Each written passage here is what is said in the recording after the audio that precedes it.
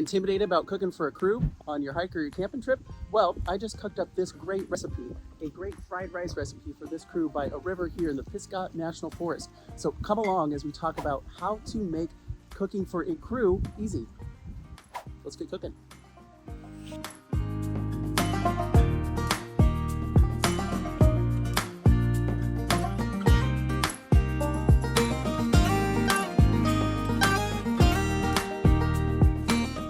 Nice hike here. Man, it's super chilly this morning.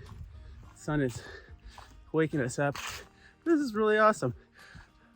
I'm hiking with a bunch of people I've never met before. And eventually, we're gonna cook some lunch. And that sounds pretty great.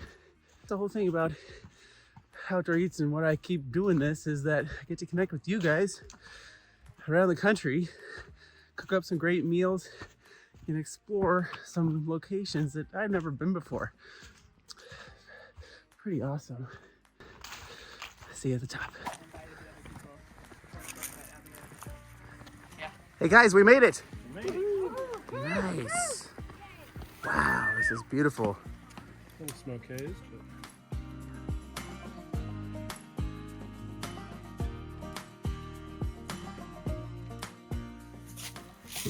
Hey yo, Chef Corso, Outdoor Eats. I'm here to put you on the path to amazing meals on your outdoor treks, and I am cooking with a crew here today. These are my new trail friends. We are just outside of Asheville in Brevard. Yep. Brevard, yeah. Brevard. Brevard. We're here in Brevard, and we just went on a beautiful day hike. Here's some of what it looked like. But we are talking about cooking for a group here today. And here's the thing about this video is I have never met any of these people. They are all followers of the YouTube channel or the newsletter. And I put out a post, be like, hey, I'm in the Asheville area, and who wants to go on a day hike? And these fine folks thought that that was a good idea. Yeah. And was that a good idea? It was great. Yeah. Nice, good. Well, I'm glad you had fun this morning. It's gorgeous. So what we're doing here today is we are cooking for a crew. And do you guys, what's hard about cooking for a group of people? You don't know what they like. Don't know what they like. There's potential dietary restrictions. Anything else?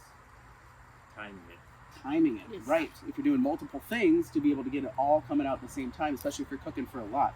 So when I was creating a recipe and thinking about what to cook for everybody, I thought about those challenges too, where I'm like, okay, well, we've got a good number of people. We need a big pot to be able to cook for everybody. We don't want to take too much time because we just went on a day hike and we're all hungry.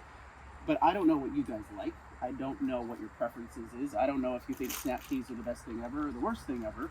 And so what we're going to do today is cook up a mango apricot fried rice that's pretty basic. And we're going to add a few different seasonings, but then the whole thing is to choose your own adventure and turn it into a bar.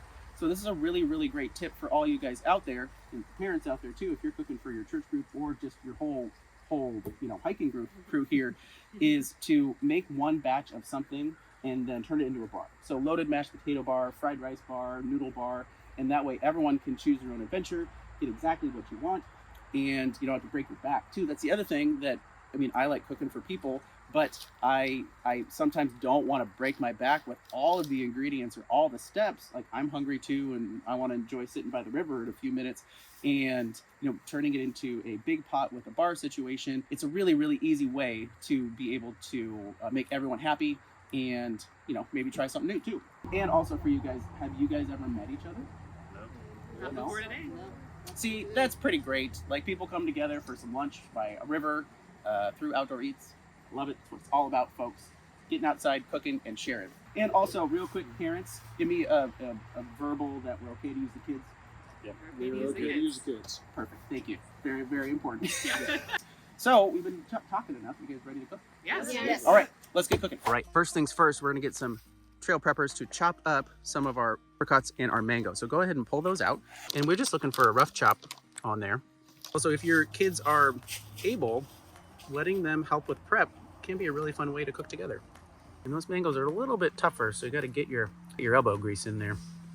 So prep team round 2. So what we're doing next, hello, and we are going to put the pot on the burner with a little bit of oil in there. And then we're going to chop some nice garnishes, some snap peas and some mini bell peppers to add to our bar. So Dad, if you want to go ahead and throw the pot on the burner, get that going.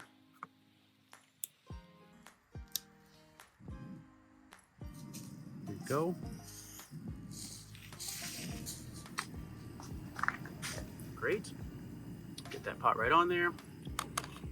And about 2 tablespoons of oil in there. Yeah, maybe a little bit more. You can always add more. Perfect. Yep, so safety first with these stoves. Always make sure you hold it so it doesn't tip over when you're stirring.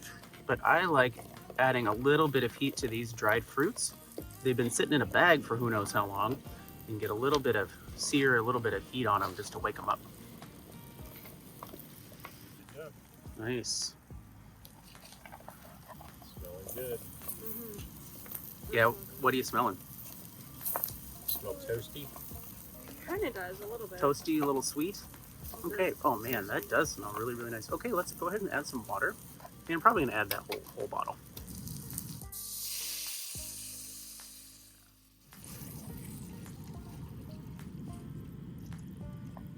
So we're stirring that and getting that up to a simmer, but we're gonna add a few different seasonings to really flavor up our broth here.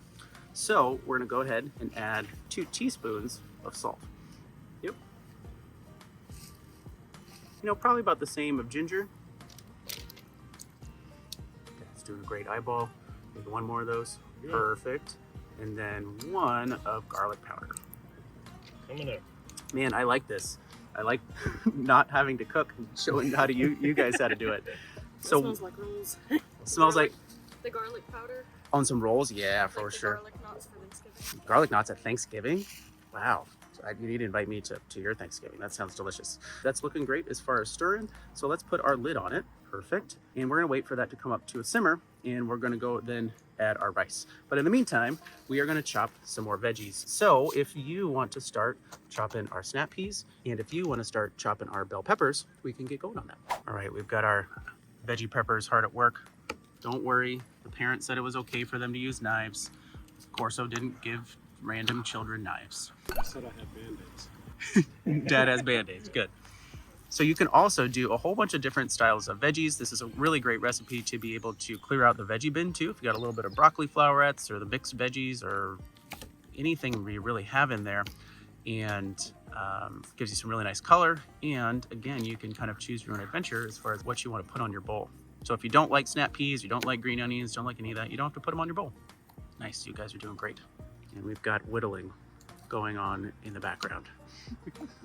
Love it.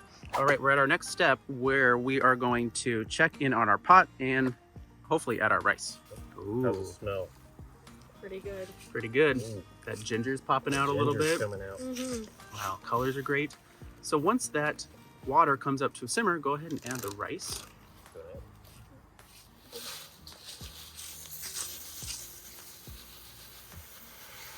How much rice are we adding, Chef? You know, I think that might be good. Maybe a little sprinkle of that box over there too. And I love cooking fried rice for a large group because you're basically at the mercy of your pot. So if you have a bigger pot, you can make a bigger batch and really, really feed a whole large crew.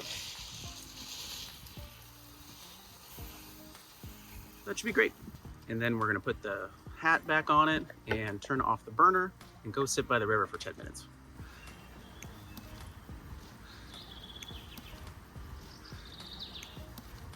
All right, Corso's coming in the shot because we are finishing off our dish here. So we've been patiently waiting for 10 minutes. So let's see what we've got. Yeah, come on in, let's take a look. And you were saying something about the fruit earlier? Yeah, I said the rice probably leached some of the flavor out of the fruit to make it taste pretty good. Yeah, the fruit, when you hydrate it up in the batch, it does flavor up the rice and flavors up everything in there. Wow, that looks really, really good. So what we're gonna do here is add a little bit of oil. And we're gonna put it back on the burner and give it a little bit of that fried rice experience. This is very, very ready to eat right now, but I wanna give it a little bit more toasty. We had some of our seasonings that we put into the pot, but here's some other things you could add to it. So we have some sesame seeds, we have some rice vinegar, we have some Indian curry powder, and we have some mushroom seasoning, and we also have some soy sauce packets that I packed in my little ditty bag here. So we're just gonna let this cook for another minute or two, get a little bit more toast on our rice, and then we'll set up our bar, and then everyone can finally have lunch. Okay, we've got our whole fried rice bar all set up here. Thank you everyone for your help. We have veggies, we have seasonings, we have liquids, we have soy sauce, we have extra ginger. And what is this right here that you brought? Tahine, what's that? Tahine. Tahine is tahine. It's a Mexican seasoning with a little bit of chili and a little bit of acid, but really awesome. Thanks for bringing that. That could be a fun addition as well. All right, everybody, it's lunchtime. So let's dig in. All right, guys, who's first? Me. We'll do, how about ladies first? How about that? That's fair. All right, we'll start with that. Make sure everyone gets some. And the other fun part about the bar smorgasbord experience is that you can have 2 small bowls and make them different. And then guys, if you want to start garnishing up your bowl, go right ahead with your favorite. And when you're adding some of these things, if you're not sure about the ingredient, you can always add more. So you can add it, try it, stir it up, and you can always add a little bit more if you need to. I can't wait to see what you guys create. Anybody want some vegetables on there? I'll probably put some on at the end. All right. Do I use my spoon in my hands? Oh, you can use your hands. We're all friends I now. can't reach. Yeah, so how are your creations so far? Delicious. Good? Well, good. I'm glad you guys like it. Well, parents, better get in here before the kids eat all.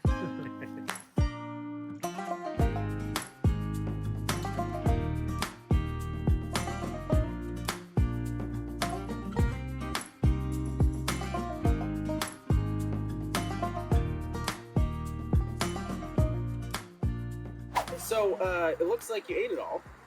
How was it? Really Delicious. Good? Delicious, yeah. So what was your favorite combination?